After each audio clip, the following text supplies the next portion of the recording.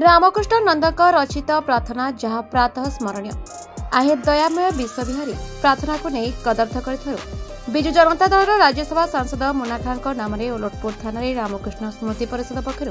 एतला दिखाई एवं देखा बाकी रहा दल एवं प्रशासन किपरि न्याय देउछथि। परिचय देवे रामकृष्ण नंदन को लेकिन कविता प्रार्थना को लेकिन जो चली सरोजिनी आचार्य मो घर ये कंटापड़ा ब्लॉक बागलपुर पंचायत रे एवं रामकृष्ण नंदन घर मध्य आम पाख कंटापड़ा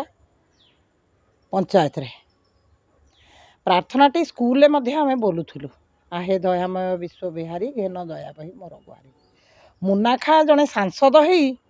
केमिति कदर्य भाव एमती कहीपारे मैंने बड़ आश्चर्य लगुच से जड़े जनप्रतिनिधि आउ जनप्रतिनिधि लोक मान भल माने शिक्षा दबा परिवर्ते एमिति कदर्य कथा से केमिति कहले आश्चर्य लगुच भारी दुख भी लगुच जदि खाली प्रार्थना उपर कही था कि रामकृष्ण नंदन लेखि कहीदे था सी चली था भूल मागी देते किंतु से परिवार को आक्षेप कर सतरे आमको भी दुख लगुच जे एते बड़ भूल से केमिति कले आउ ए भूल क्षमा ही नहीं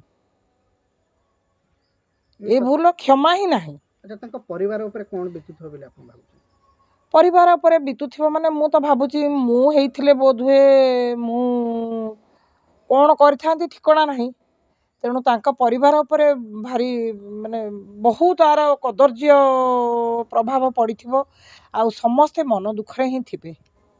अच्छा आपरे आपण कोन दाबी रखिए बेले सरकार पाखे मोर सरकार पाखे एतिकी दाबी